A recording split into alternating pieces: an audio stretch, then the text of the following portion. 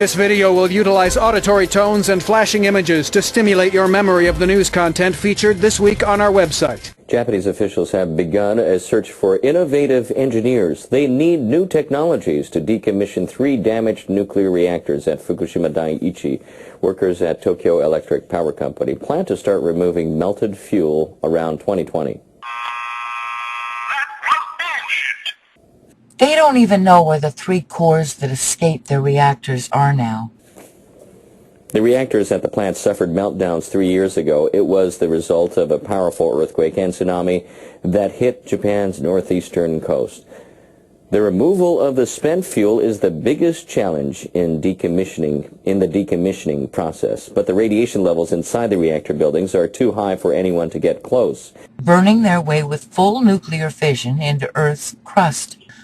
Above all issues on Earth, we need to stop this radioactive release. But what we need to stop it with has not yet been invented.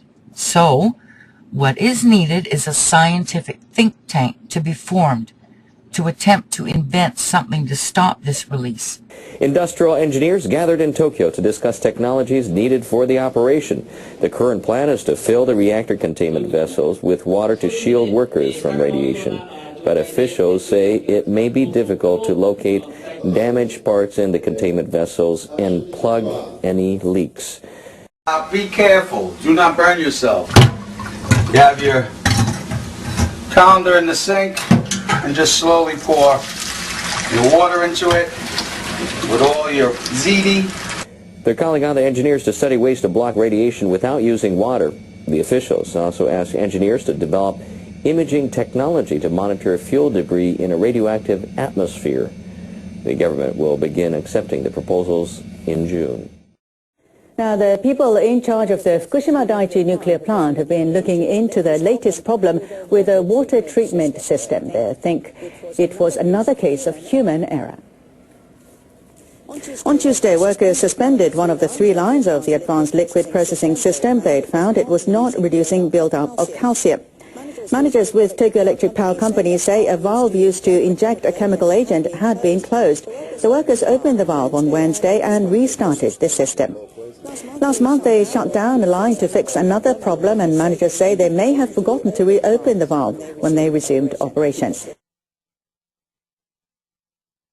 The system is capable of removing almost all nuclear materials from contaminated water.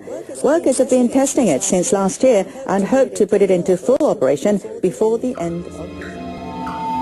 With the government and construction industry are trying to attract more women into the field. They hope their efforts will help solve a labor shortage. Infrastructure Minister Akihiro Ota met with industry representatives. He said they should make a joint effort to create a welcoming environment for female workers. The goal over the next 5 years is to double the number of women in the industry from the current 90,000. They agreed to draw up an action plan in the coming months that will include measures to hire more female workers and improve their skills. And one idea is for creating a better environment is to set up more women-only facilities at work sites. The construction industry needs more workers to rebuild areas affected by the 2011 earthquake and tsunami. Officials also expect demand to rise ahead of the 2020 Tokyo Olympics. We are following a developing story tonight from the Carlsbad area. Today, the Department of Energy released a 300-page report highlighting serious problems at the waste isolation pilot plant near Carlsbad. The report comes 2 months after a radiation leak was detected there. Lauren Hansard got a closer look at the DOE's investigation. In the report, the Department of Energy says the above-ground radiation leak was preventable. The report says a measurable portion bypassed the HEPA filters and was discharged directly into the environment from an exhaust duct. Investigators said that would not have happened if the filter had been properly maintained. But that's not all. While investigating, the board found a list of out-of-service equipment. Investigators say there is an acceptance to tolerate out-of-service equipment, and prioritization of maintenance of equipment is not given unless there is an immediate impact. Also noted were issues in the emergency response. The report says the emergency management program was not adequately structured, and it did not classify the emergency and implement protective actions in a timely manner. Federal investigators said a dissipating culture of safety caused the leak. They They say nearly 20 emergency drills were canceled last year, and this highlights a lack of proper oversight and sets the expectation that safety is not a priority for management. Lauren Hansard, KOB Eyewitness News 4. WIPP investigators still have not been able to identify the exact source of that underground leak. WIPP released a statement this afternoon about the report. It says the plant is already implementing changes to address some of the problems. But the IAEA has the nuclear scientific community turned into puppets. Instead, our once trusted scientists speak of this disaster as though it is nothing to worry about, and compares it to natural, not harmful potassium-40 radiation in bananas and licking iPhone chargers. These levels of radiation are just above natural background at the WIPP site. And so there is no expectation that those measurements for you or your children or anyone else will show exposure on lung count. They're down in the levels of licking your iPhone charger. And I'm not trying to be funny. I'm trying to equate radiation exposure to something that you can understand. What the fuck? They're treating us as though we are as mindless as snails and watching us fall ill and die. Their argument will be that they do not want to create mass hysteria. Well, by not giving the world the truth, they are taking away our chances of survival. And I believe that puts them into the category of being mass murderers. In northeastern Japan was once renowned for a cherry blossom viewing spot, but access has been restricted since the earthquake and tsunami 3 years ago. Now, a man who had been tending to the cherry trees for decades was given special access to see them again.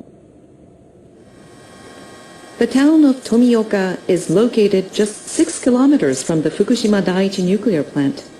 3 years ago, an earthquake and tsunami crippled the plant, and the government issued an evacuation order for the entire town. Residents have been living in temporary housing outside of the town ever since.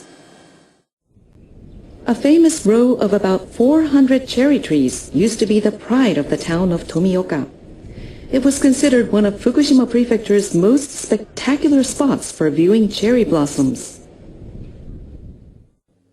80-year-old Tadasu Suenaga used to live in Tomioka. After the disaster, he moved from one evacuation shelter to another. Now he is living with his family in Fukushima City. Suenaga used to work in the tourism office of Tomioka Town Hall. One of his jobs was tending to the cherry trees in Tomioka. He would prune their branches and keep pests at bay. I took care of the trees for about 50 years. I worked hard because I wanted tourists to enjoy the cherry blossoms. For the 3rd year in a row, Suenaga was forced to spend cherry blossom season away from Tomioka. He worries about the cherry trees in his hometown, even when he's looking at other blossoms. Because no one has taken care of the trees since the disaster, he wonders if they are still healthy. This year it snowed quite a lot, so I'm particularly worried about the old trees. Their branches can get very brittle. But in April, Suenaga was offered a rare chance to visit the trees. A bus tour of the cherry blossoms was organized for the residents of Tomioka who are still not able to live in the town. He joined the tour, eager to check on the cherry trees in Tomioka.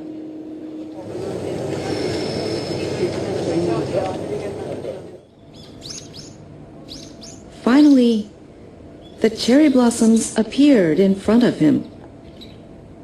He was only reunited with the trees for 5 minutes. But he says he could feel the power of nature because the cherry blossoms were just as beautiful as before.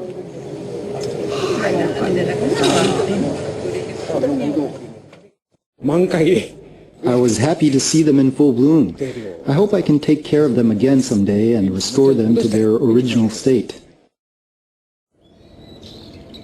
Suenaga is waiting for the day he can begin to look after the cherry trees again so they can be passed on to the next generation.